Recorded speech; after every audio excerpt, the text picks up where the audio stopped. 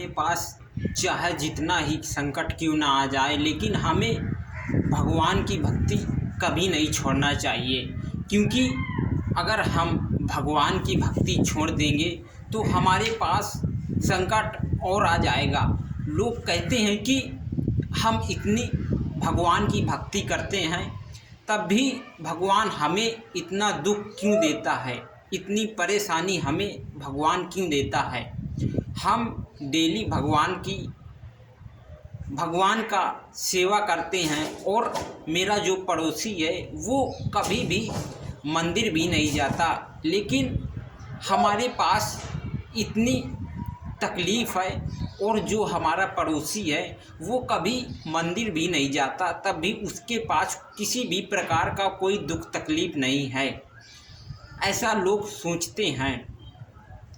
एक बार एक व्यक्ति की शादी हो गई थी तो उसकी जो पत्नी आई थी तो वो पत्नी किसी एक गरीब घर से आई थी। वो उसकी जो शादी हुई थी तो वो अपने यहाँ से उसके यहाँ पर कुछ नहीं मिला था, क्योंकि वो बहुत गरीब थी। तो जिसके घर में उस पत्नी की शादी हो गई तो उसके घर में उसकी सास थी और उसका पति था। 2 लोग थे उसके। और वो उसकी जब शादी होके आई तो कुछ दिन बाद वो गर्भवती हो गई और उससे वो जो बहू थी उस पत्नी थी जो उसकी लड़के की, तो वो लड़का और लड़के की माँ अपनी पत्नी को इतना ताना देते कि वो सह नहीं पाती, उससे इतना सारा काम कराते कि वो कभी भी काम करती और कभी सो जाती, क्योंकि उससे बहुत अधिक काम कराते थे। तभी वो उसके मारने की प्लान उसका लड़का और उसकी लड़के की माँ सोच रहे थे कि बेटा अगर इसे मार दिया जाए तो तुम्हारी दूसरी शादी हो जाएगी और दहेज भी तुम्हें काफ़ी मिलेगा जब दूसरी पत्नी आएगी। लेकिन आजकल लोग दहेज मांगते हैं। हमें दहेज कभी भी नहीं मांगना चाहिए, क्योंकि हमारे घर में लक्ष्मी आती है तो हमारे पास इतना स्वयं दहेज आ जाता है कि हमारे घर में साक्षात लक्ष्मी आ रही है, तो हमें दहेज की आवश्यकता ही नहीं है। जो उनकी मर्जी हो वो दे और हमें कुछ नहीं उनसे मांगना चाहिए। तो एक दिन वो अपनी पत्नी को और उसकी माँ रात में उन्हें दोनों को नींद नहीं आ रही थी और अपनी पत्नी को मारने की चक्कर में थे। वो सोच रहे थे कि इसे हम जान से मार दें।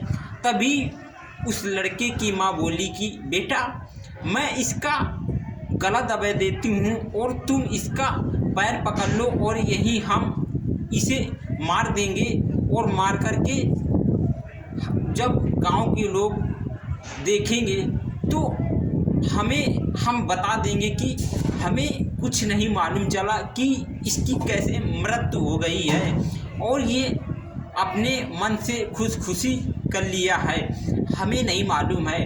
तभी वो लड़का काफ़ी समझदार था और वो लड़का बोला कि माँ अगर हम लोग इसे अपने हाथ से मारेंगे तो मशीन ऐसी चल गई हैं कि हमारे हाथों की उंगलियां पकड़ जाएंगी तो हम लोग भी जेल में चले जाएंगे।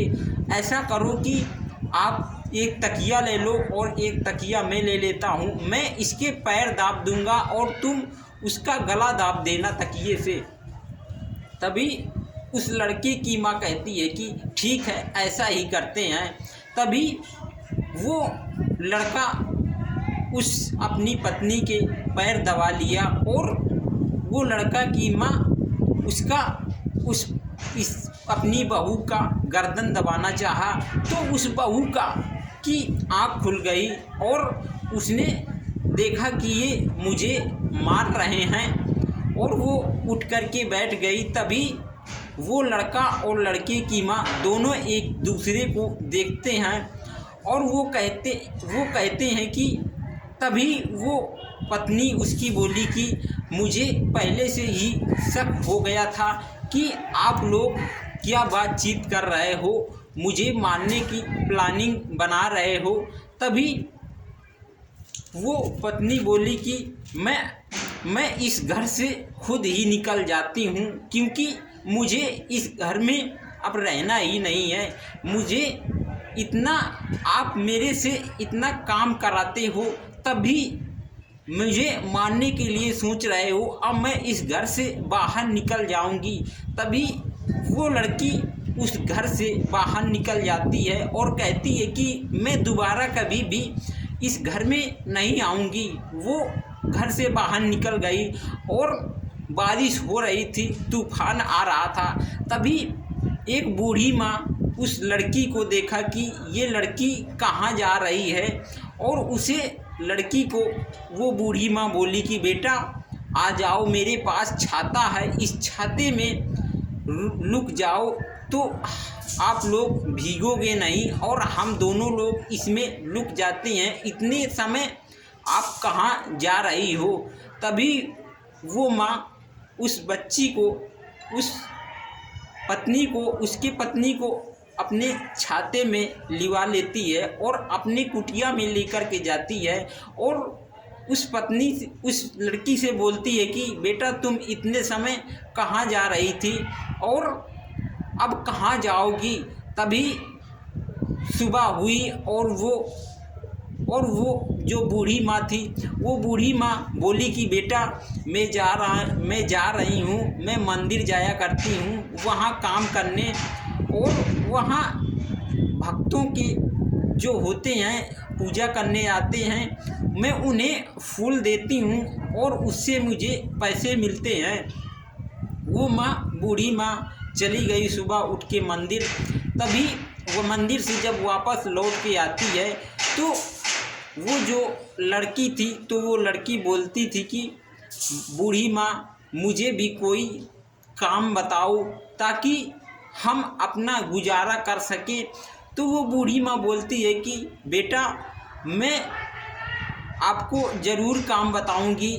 जो मंदिर की सीढ़ी हैं तो उन्हें साफ़ करना होगा और उससे आपको कुछ पैसे मिलेंगे, तो उसी से तुम्हारा गुजारा हो जाएगा।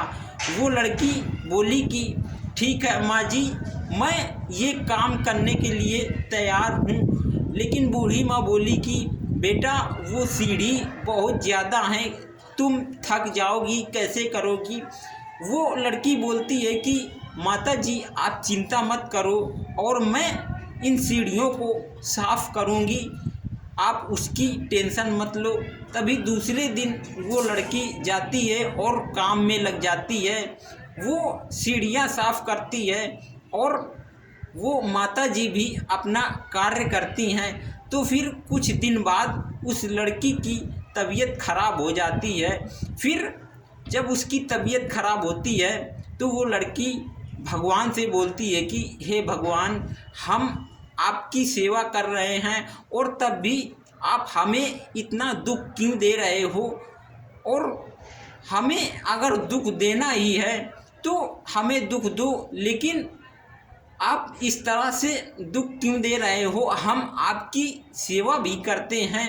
तभी कुछ समय बाद वो लड़की सही हो गई और फिर से कार्य करने लगी, और वो जो माता जी थी तो वो भी आश्चर्य हो गई कि इस लड़की की अभी इतनी तबीयत खराब थी, लेकिन ये लड़की फिर से काम में जाने लगी और देखो इतना मन से ये कार्य करती है कि जैसे लगता है कि इसे काम करने की आदत पड़ी है, पहले से ही कोई कार्य ऐसे करती रही है।